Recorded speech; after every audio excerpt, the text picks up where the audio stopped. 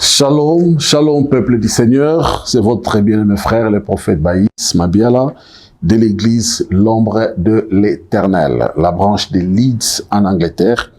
Nous bénissons le Seigneur pour ces beaux dimanches, pour ces beaux jours que le Seigneur nous a donnés. Et vous allez vous rendre compte que nous sommes dans un cadre différent de celui dans lequel nous avons toujours été les dimanches. C'est le Seigneur qui l'a permis et nous voulons en profiter aussi de ces beaux cadres, faire un peu de choses d'une manière différente. Et merci d'être là connecté avec nous aujourd'hui. Que la paix, la grâce et le repos sur vous. Tendre Père, nous te remettons ces moments d'enseignement en tes mains.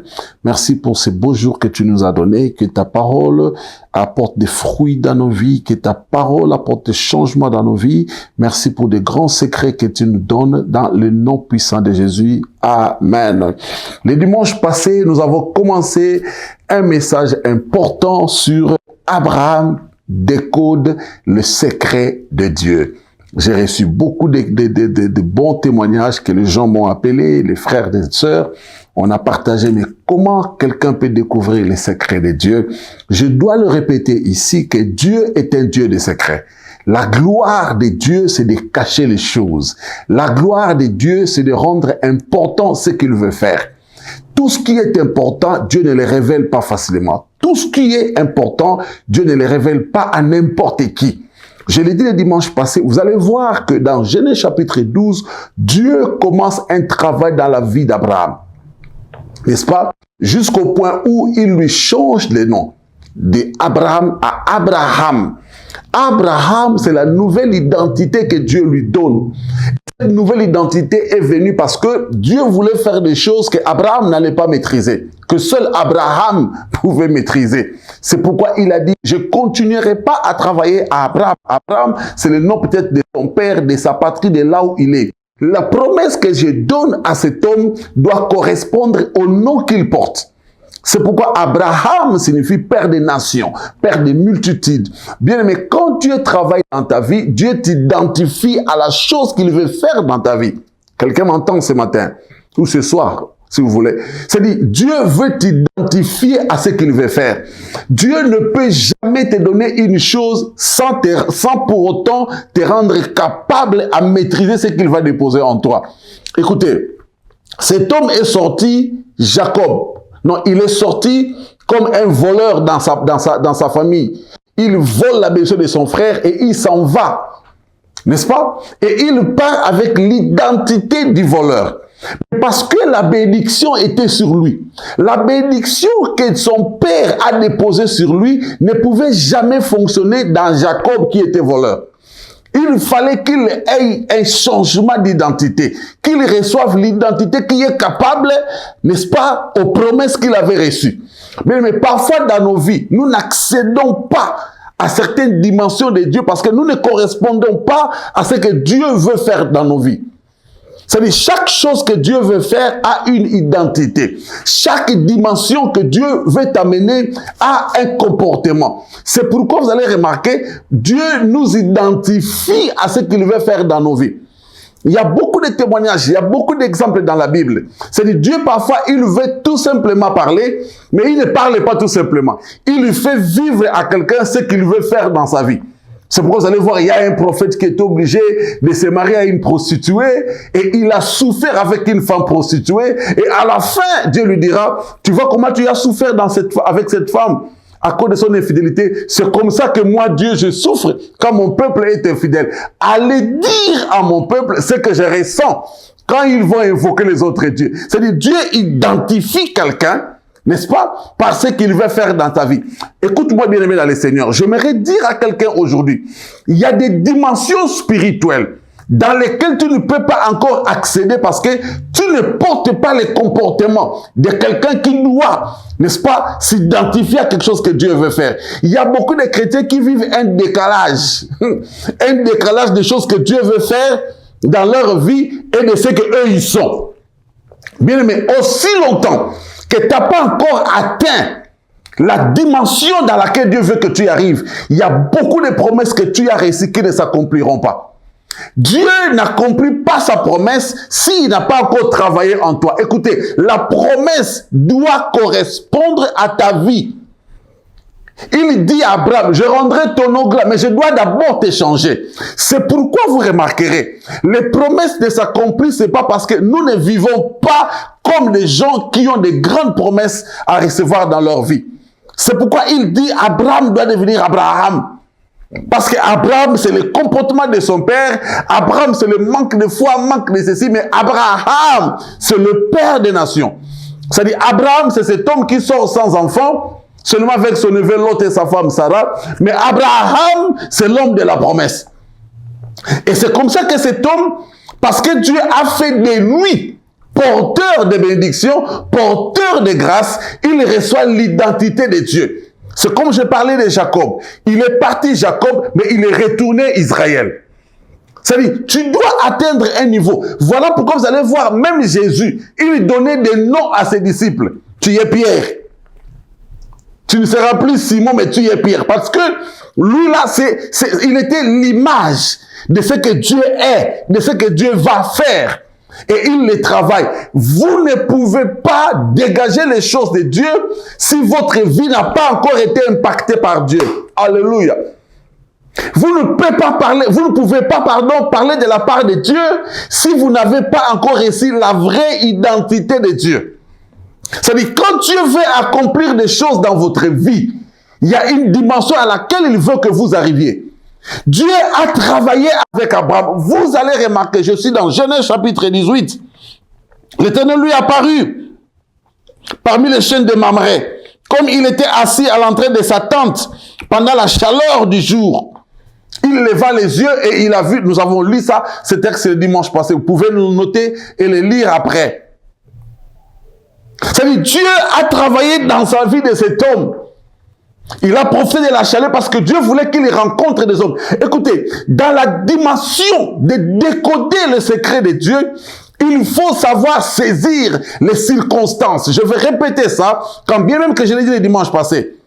C'est-à-dire, il devrait faire chaud dans la maison pour qu'Abraham se retrouve dehors. Il devrait faire chaud en ces jours-là pour qu'Abraham décide de prendre de l'air dehors. Il y a des actes que nous posons qui sont des décodeurs des secrets de Dieu. Alléluia. Il y a des moments où tu sens que l'Esprit te pousse à prier parce que l'Esprit, il sait qu'il y a un secret de Dieu que tu ne dois pas rater. C'est-à-dire, les concours de circonstances nous aident, bien-aimés, à démystifier, à découvrir, à décoder les secrets de Dieu. Abraham, il est dehors et il voit les 3 hommes en train de passer. Et comme nous avons dit l'histoire, ces hommes sont venus, il a proposé à manger à ces hommes, n'est-ce pas, qui sont rentrés chez lui, qui ont mangé. Et le dimanche passé, j'ai aussi dit une chose que j'ai beaucoup aimé. Il y a quelqu'un qui a fait le screenshot de cette partie et qui l'a publié, les gens ont été bénis. Écoutez, Dieu, il promet des nations, des multitudes à Abraham, mais Abraham vit dans une tente. Abraham ne vit pas dans une villa. Abraham ne vit pas dans un château, mais il est porteur de grandes bénédictions. Église, écoutez-moi très bien. Enfants de Dieu, écoutez-moi. Aussi longtemps que vous n'aurez pas la vraie identité de Dieu, vous allez vous minimiser vous-même. Vous allez vous déconsidérer vous-même. Alors que ce que Dieu veut faire pour vous est très grand. Plus grand même que vous ne pouvez pas imaginer. Et j'ai même dit le dimanche passé, c'est-à-dire Dieu t'a déjà mis dans une position où tu devrais en principe facilement croire à ses promesses. Abraham, il deviendra père de multitudes, mais il ne vit pas dans villa, il ne conduit pas des voitures chères, il ne s'habille pas cher comme toi, mais il vit dans tente, mais il croit. Et à combien plus forte raison? Toi qui habites à Chicago, toi qui habites à Londres, toi qui habites à Paris, mais tu ne crois pas aux promesses de Dieu. C'est-à-dire, tu as déjà atteint un niveau où, en principe, les compréhensions des choses devraient être faciles. Voilà pourquoi notre sort sera très grave. Quand nous tombons dans les pièges de ne pas croire en Dieu. Les disciples n'ont rien vu, mais ils ont cru. C'est-à-dire, aujourd'hui, tu ne peux pas parler de la famine parce que tu manges déjà bien. Écoutez, il y a des gens qui sont dans des milieux reculés, dans un coin du monde. Mais ils croient que Dieu fera. Mais toi, tu es déjà dans une bonne position, tu as un travail, tu as un mari, tu as une femme, tu as une maison, une voiture, mais parce qu'il y a une petite maladie qui n'est pas encore guérie et tu commences à douter de Dieu. C'est-à-dire, Abraham, en réalité, n'a aucune raison de croire en Dieu. Soyons quand même réalistes. Il n'a pas d'enfant, mais il a de grandes promesses. C'est-à-dire, comment il peut croire? C'est pourquoi, bien-aimé, il faut avoir la vraie identité de Dieu. Il faut avoir la vraie forme que Dieu te donne, bien-aimé, pour que tu sois à mesure de décoder les secrets. Alléluia. Abraham, il reçoit ses hommes dans sa maison. Il leur offre à boire et à manger. Écoutez, jusque-là, il ne l'a pas fait avec une certaine intention. Écoutez-moi, celui qui découvre les codes de Dieu, il fait des choses pour Dieu avec amour. Par amour, si je dois dire ainsi. C'est-à-dire, quand il adore Dieu parce qu'il aime Dieu. Quand il prêche parce qu'il aime Dieu. Quand il chante parce qu'il aime Dieu. Écoutez, les gens qui font des choses pour Dieu et qui s'attendent à quelque chose, ils n'aiment pas Dieu. J'ai posé une fois la question à un groupe de mamans. Maman, pourquoi tu ne dois pas tromper ton mari? Il y a une maman qui m'a dit, ah papa, mon mari c'est un ancien karatéka. Si je le trompe, il va me casser les bras. Et une autre maman a dit, papa, je ne tromperai pas mon mari parce que je l'aime. Bien aimé, il y a des gens qui tombent dans le péché, qui ne tombent pas dans le péché, je voulais dire, parce qu'ils aiment Dieu. Mais il y a des gens qui ne tombent pas dans le péché parce qu'ils ont peur que Dieu va les frapper. Oh non, si je tombe, Dieu va m'abandonner. Non, si je fais ci, Dieu va m'abandonner. C'est-à-dire, il a seulement peur d'être abandonné. Mais il y a des gens qui ne font pas le péché parce qu'ils disent, je ne peux pas trahir mon Dieu. Je prie que tu sois de cette génération. Alléluia. Tu marches dans la sainteté parce que tu aimes Dieu. C'est-à-dire, même si tu manques quelque chose, je ne prie pas pour que Dieu me donne. Je ne prie pas pour que Dieu m'amène quelque part. Je ne prie pas pour que Dieu m'élève, mais je prie parce que j'aime Dieu. Abraham, il reçoit ses hommes dans sa maison. Il reçoit l'Éternel dans sa maison. Mais il ne pose pas son problème. Bien, mais écoutez, nous avons des problèmes avec des gens aujourd'hui, surtout nous les prophètes. Quand on débarque quelque part, tu me dis, prophète, qu'est-ce que Dieu a dit pour moi? Écoutez, je suis le seul prophète le plus sincère de la planète. Je dis, ma soeur, Dieu n'a rien dit. Et que, ah, papa, Dieu là. Non, Dieu, écoutez, Dieu ne va pas dire parce que toi, tu as envie qu'il dise. Abraham avait beaucoup de problèmes qu'il pouvait soumettre à Dieu. Mais laissez-moi vous dire la vérité, il n'a pas soumis aucun problème à Dieu. C'est-à-dire, si aujourd'hui je débarque dans ta maison, ben, tu auras une liste de problèmes. Le prophète est venu, prophète, nous manquons ceci. Dieu ne nous a pas donné ça. Dieu nous a laissé. Abraham ne donne pas son programme à Dieu. Il reçoit Dieu dans sa maison par amour. Je prie que quelqu'un apprenne à donner l'argent à l'église par amour. Ah, là, les amens, je ne l'aurai pas. Je ne les aurai pas, je sais. C'est-à-dire, tu pars à l'église par amour, il neige, il fait froid ou il fait chaud, mais tu pars à l'église par amour pour Dieu. C'est l'acte qu'Abraham a posé, et ça, c'est l'un des secrets pour décoder les secrets de Dieu. C'est l'un des secrets pour découvrir la pensée de Dieu. Et la Bible dit, ces hommes, ils ont mangé, ils ont bu, et bien ils se sont regardés. L'un d'eux pose la question à Abraham. Suivez-moi très bien, aujourd'hui, je vais terminer. L'un d'eux pose la question à Abraham. Voilà, moi c'est comme ça, quand ça commence à me monter, je commence à bouger. Il dit, où est ta femme? Laissez-moi vous dire la vérité. Cet homme n'a rien dit à Sarah. Mais il a passé un message à Sarah par son mari. Frère, sœur, il y a parfois certaines promesses de Dieu qui ne viennent pas direct vers toi, mais qui passent par quelqu'un, qui passent par quelque chose. Ils disent, monsieur Abraham, l'année qui vient, je reviendrai ici. Ta femme aura un enfant. Et Sarah a entendu. On ne s'est pas adressé à Sarah, mais elle a entendu. Frère, il y a des moments, Dieu parle de toi, ou Dieu te parle, mais sans s'adresser à toi. C'est pourquoi il faut toujours être positionné. J'espère, si je dois bien réfléchir, Sarah était songi. Maman Sarah était songi. En fait, elle n'avait pas le droit d'être là. Mais elle s'est mise dans une position où elle pouvait entendre tout ce que son mari parlait avec ces gens-là. C'est-à-dire, elle s'est positionnée. Mais elle ne savait pas aussi que Dieu a permis qu'elle soit là pour qu'elle entende ce qu'on lui disait au travers de son mari. Frère, il y a des choses que tu as ratées dans la vie. Parce que Dieu voulait te parler en passant par quelqu'un. Mais il voulait te parler. Écoutez, ce n'est pas Abraham qui a dit à Sarah. Mais on a parlé à Abraham et Sarah a entendu. Frère, parfois Dieu ne te parlera pas, mais tu dois être en mesure d'entendre tout ce qui te concerne. Oh, alléluia.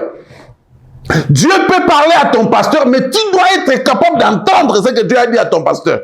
C'est-à-dire, quand Abraham allait parler à Sarah, Sarah allait dire, oui papa, t'inquiète, j'ai entendu. C'est pourquoi c'est très dangereux. Vous qui aimez les femmes par vision, vous qui aimez les femmes par prophétie. J'ai partagé tout à l'heure avec mon petit frère ici, je lui ai dit, écoutez, Dieu ne se gère plus jamais dans les problèmes de mariage. Parce qu'Adam l'avait déçu. Quand Adam a dit, Seigneur, la femme que tu m'as dit, depuis que Dieu a donné femme à quelqu'un, l'homme trouve des excuses. Dieu ne donne plus femme aux gens. Tu dois attraper la tienne. C'est-à-dire, tu dois comprendre que quand on te donne une prophétie, tu dois dire, oui, j'ai aussi entendu. Quelqu'un dit Amen. Tu dois aussi entendre. C'est-à-dire, même quand on dit, Dieu veut t'élever, tu diras, oui, Dieu m'a aussi parlé. Il y a la prophétie est prophétie quand elle se confirme. Quelqu'un dit Amen avec moi. La prophétie est prophétie quand elle se confirme. C'est-à-dire, quand Dieu parle ici, il a déjà parlé là-bas. Dieu, il sait comment il fait les choses. Abraham, on s'adresse à lui, mais Sarah entend. Il se donne plus la peine de parler à Sarah. Mais madame a déjà entendu. Écoutez, le bien que cet homme fait à ces étrangers, il n'avait aucun intérêt. Suivez-moi très bien. Le plus grand danger de nos vies chrétiennes, nous n'arrivons pas à décoder les secrets de Dieu, c'est parce que nous ne nous appliquons pas à la manière à laquelle Dieu voudrait que nous soyons. N'est-ce pas? Je vais vous expliquer.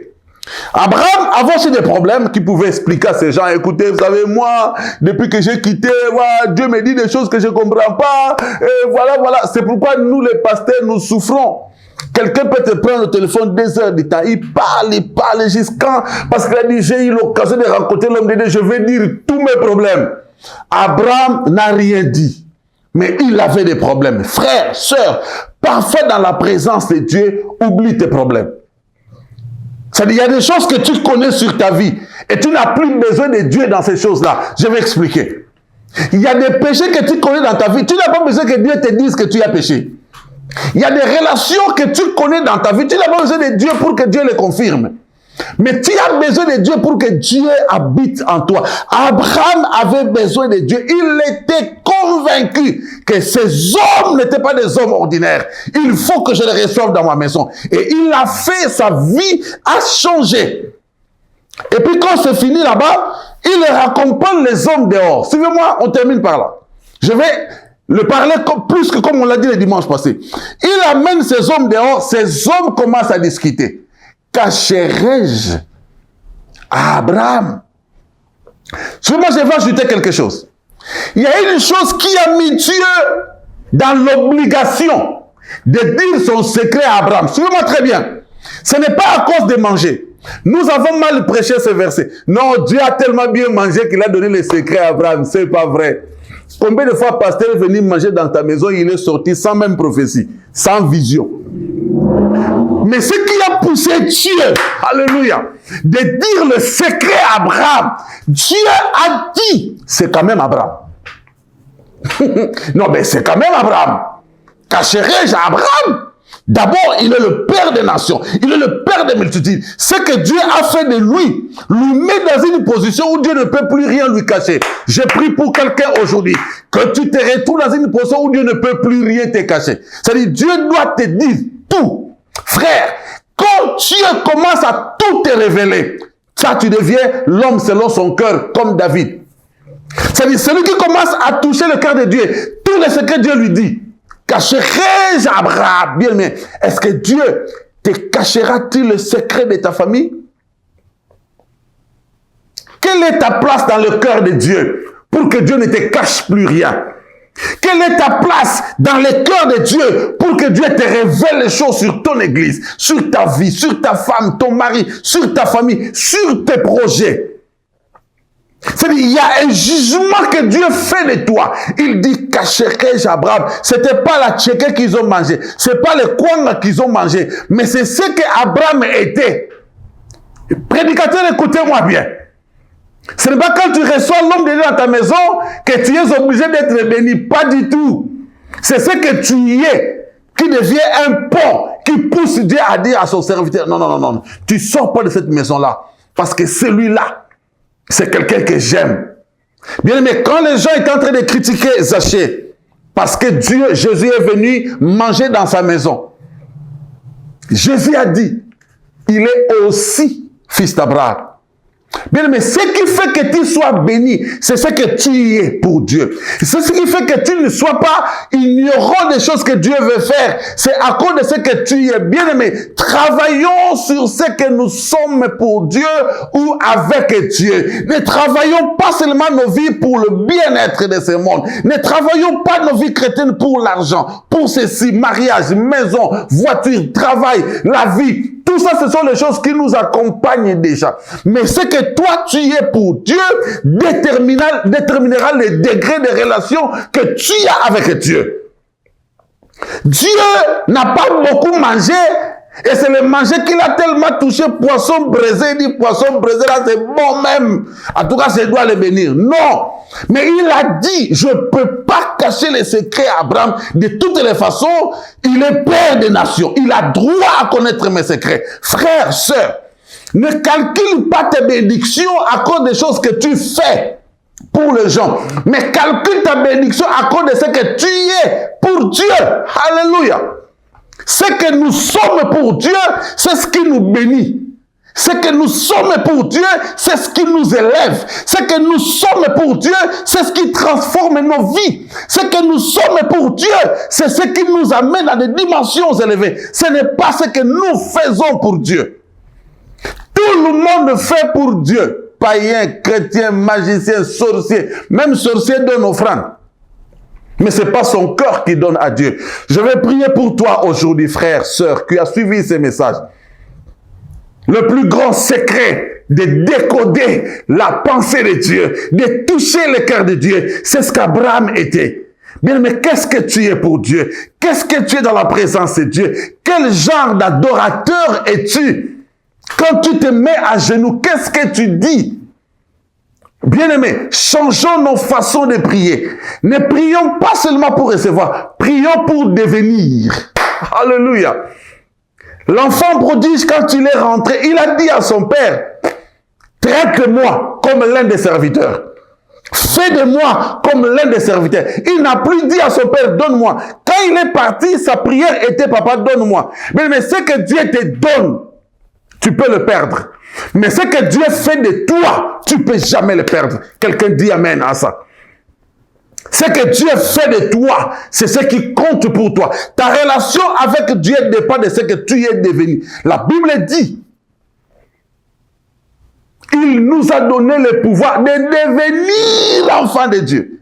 Il nous a donné le pouvoir de tout recevoir. Quand tu es déjà enfant de Dieu, tu as tout.